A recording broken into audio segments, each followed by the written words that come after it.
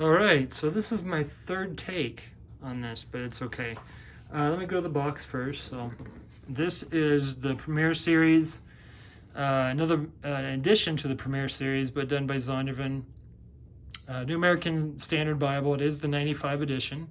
This box is amazing. They got embossing and debossing. What we usually call embossing is actually debossing, and then the embossing would be something that comes out. So, but just a very, very beautiful box, very sturdy. So if you store your Bibles in a box, especially if you're moving or taking something with you, I like keeping a box like this. Very sturdy, very well built box. Here's some of the features if you want to pause and look at that. And there is the ISBN number. All right, so single column reference Bible, done in comfort print by 2K Denmark, which is just awesome. The first thing you'll notice when you get this Bible is just how nice and supple and soft it is. It is goat skin. It's a little bit, I can't say it's too soft for my taste, but it's kind of worrisome that you might scratch it, but I kind of went like this. I don't think it's gonna scratch too easily. I'm not too worried about it. It seems like a pretty good goat skin. Of course, it's not gonna be nothing like Skylar or anything like that, but it is a good goat skin. You're gonna have a New American Standard Bible printed here. Now, I don't like how they did the logo. That could have been just like this little logo right here, done really small, maybe right underneath New American Standard or down here or something, or Zondervan written like that with maybe a little gilt line underneath. I think that just is too pronounced for my taste, but it doesn't bother me. It's just something, a little nitpicking. I like how the Holy Bible is done in the Times New Roman font there, so it's done really well.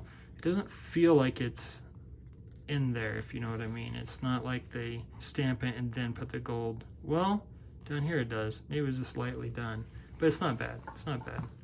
And then when you open it, you have what I believe to be a calfskin liner, some kind of genuine leather. I wouldn't think it's a pigskin or anything like that. If it is, it'd be ironed out. But the way the texture looks, I don't see that being a pigskin. It's probably like a calfskin.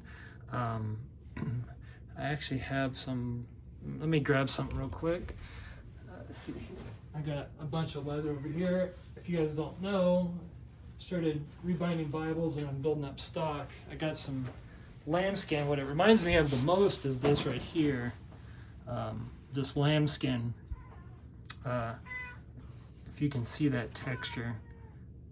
And then if you look at that, it reminds me of that. So it could be a lambskin, and then they have a stiffener, which would be like a duck cloth they put in between the two leathers.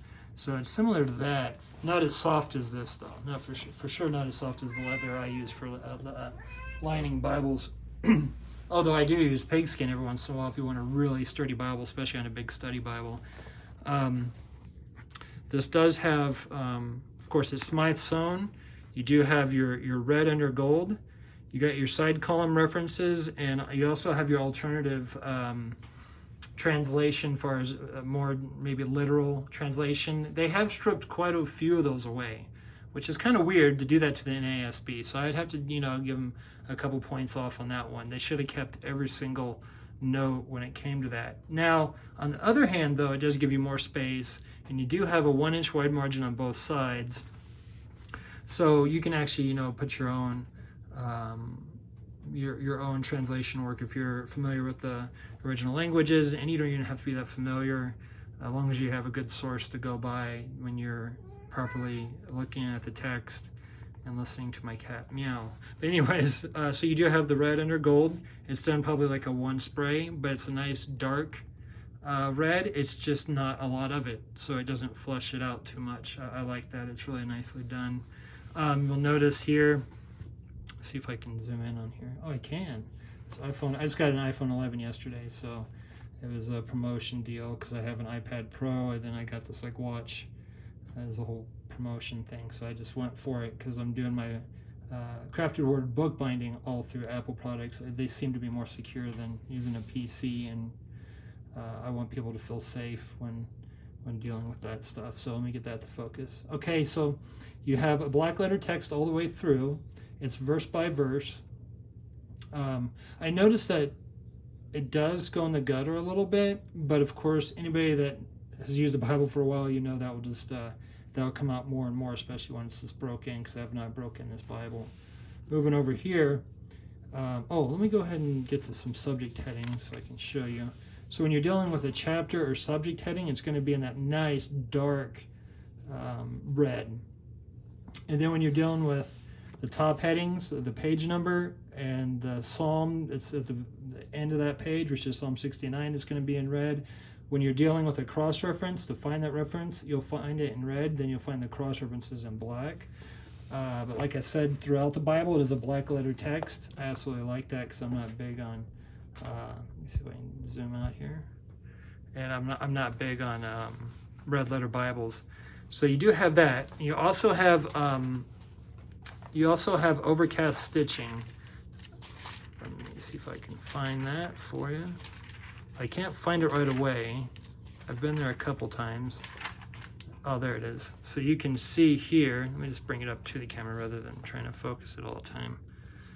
You can see the Overcast Stitching. Now, I can only find that in the front, which is a good thing because I've done more research than I do doing rebinds and stuff like that. Overcast Stitching can be a good thing or a bad thing depending on how it's done, if it's done right.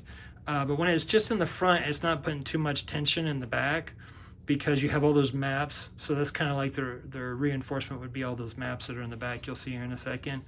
But talking to people and learning the craft, I understand if this is done wrong, you might see this in older Bibles, this way can actually separate from the other signatures because of these if it's not done right.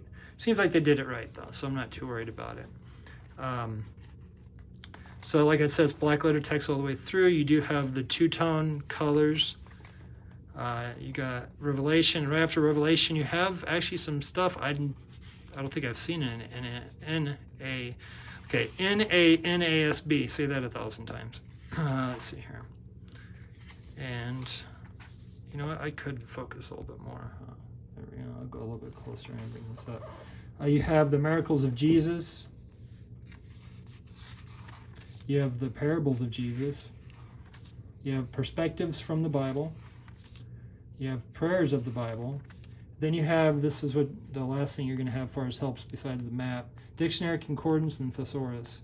So you're going to have all that there too, which is really, really nice. And then, like, let's say the name Abel, you're looking up stuff that deals with Abel. It's going to be in red, and then all the references and stuff like that are in black. So it's really nice. You're going to have the note regarding 2K Denmark, and he did an awesome job, the team there, and of course the guy that heads it up.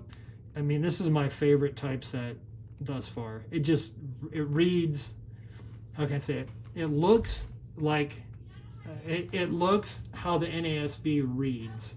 So, like, I don't know how to explain that. Like, how can something look the way it reads? It just does.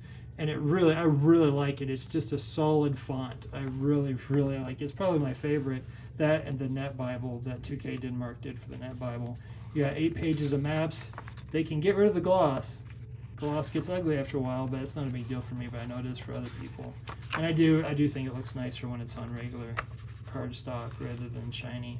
And then you just got some cardstock in the back, and your gold gilt line in the back and stuff. So you do have your raised ribs. And guys, that's pretty much it. I will do an update when I start marking this up, because I will be using the wide margin. I'm using an Allen right now, but I know I'll end up using this, and I'll go ahead and test it out and just do a little video on how good inks, good pens take to this paper, and do a video on that. This is a nice Bible, and it's pretty hefty. It's a pretty big Bible, so pretty good sized Bible. I would say it feels like holding a Thompson chain, regular size Thompson chain, maybe not as wide. In fact, do I have I do, but it has a yap, so it wouldn't be that fair of a comparison. Yeah, it's about the size of a Thompson chain. Maybe, yeah, it's very, very, very similar. I'll just stick with that. So if you have a regular size Thompson chain, that's about the size of this thing. And before I wrap it up too, you do have 3 double satin ribbons. Really nice. You got 1 red in the New Testament, 2 black in the Old Testament.